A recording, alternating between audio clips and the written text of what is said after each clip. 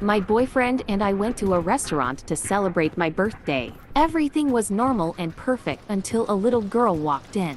She started approaching people in the restaurant asking for food and a bit of money. Seeing her, I felt a lot of pity because the girl was wearing very torn pants and a tiny, dirty polo shirt. So I decided to give her some money. Just at that moment, I called her. At first, I did it with my eyes.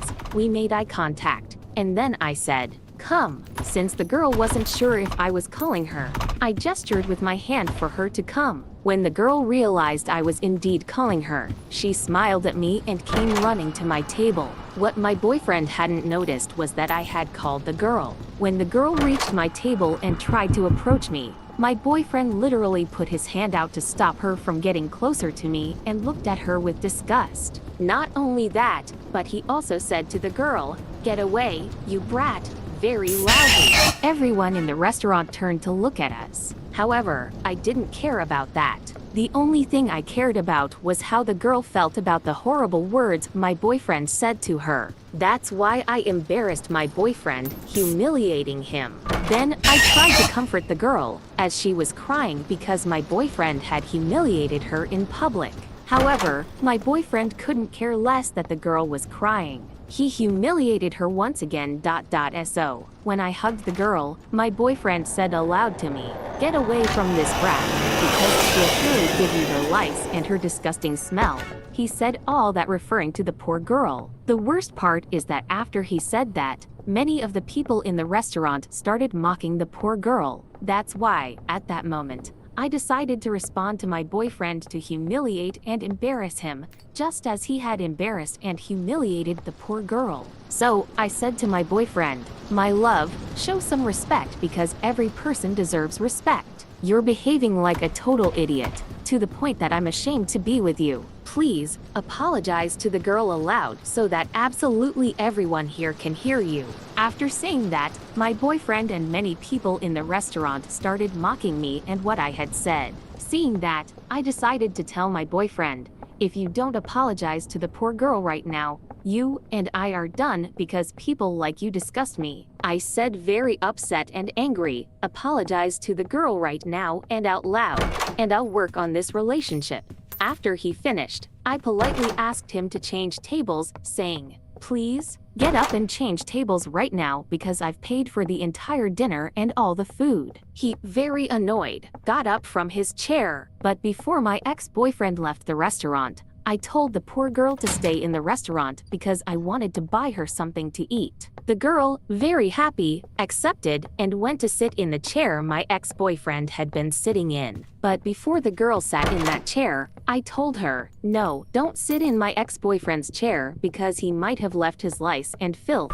With a smile, she brought another chair and sat down to eat with me, thanking me for humiliating my ex-boyfriend with a hug. This horrible and disgusting experience happened to me when I was 11 years old. I had gone to my best friend's house to visit her. When I arrived at my best friend's house and her mom saw me arrive, it seemed like she had forgotten that I was going to visit my best friend at her house. The problem with this was that my best friend's brother had football training, and since he was about 7 years old, his mom had to take care of me and my best friend because she couldn't leave us alone in her house because we were too young and something could happen to us. Finally, the lady decided to take us to her son's training, that is, my best friend's brother, and that's where the horrible and traumatic thing happened. When we arrived, my best friend and I picked up a volleyball to play for a while and pass the time. The thing is, while we were playing, I threw the ball into the grass, and when I went to pick it up,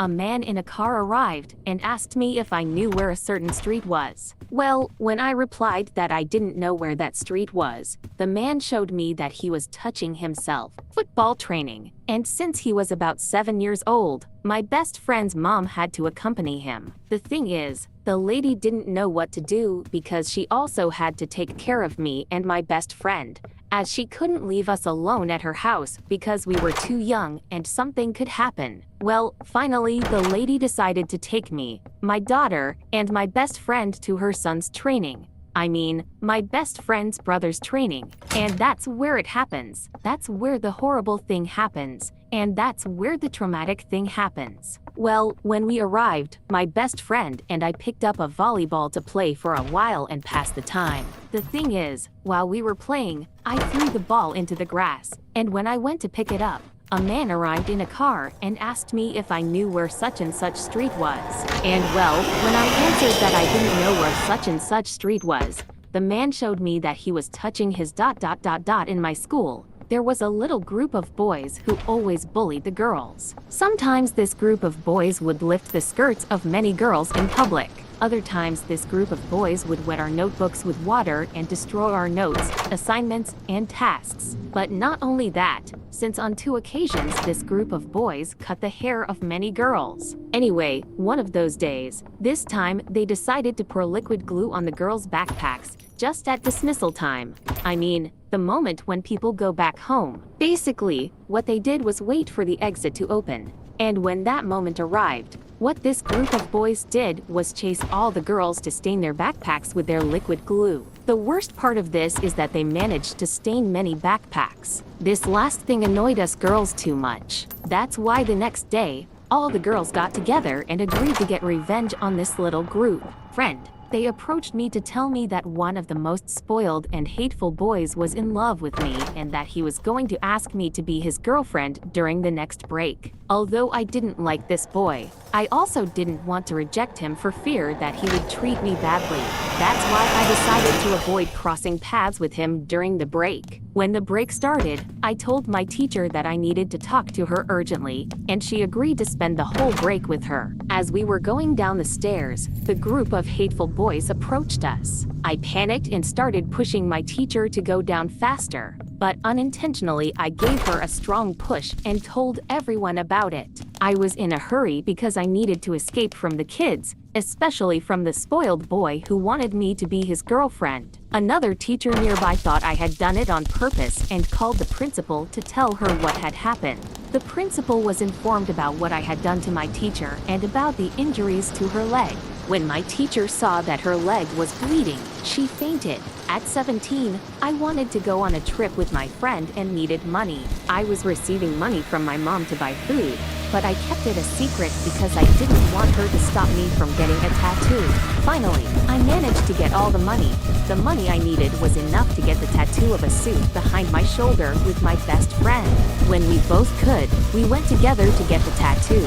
My best friend's tattoo looked beautiful, but as always, I have bad luck, and in my case, everything went wrong because I got a tattoo that I didn't want. I couldn't see what design they were doing, so when they showed me the result, it was horrible. The worst part was that it was done by someone who was learning. I knew my mom would be very upset when she saw it, so to avoid her getting too angry, I got another tattoo with my mom's name. I already knew my mom would be upset when she saw the tattoo, but I also knew she would be even more upset if she thought I had ruined my skin. To prevent her from getting too mad at me, I decided to get another tattoo with her name. This second tattoo was done completely for free because I thought about reporting the girl who messed up my first tattoo, as she was underage and didn't have permission from her parents. When I got home with the 2 tattoos, my mom yelled at me and asked why I was coming home so late. I took advantage of these questions to tell her the truth, knowing that sooner or later she would find out.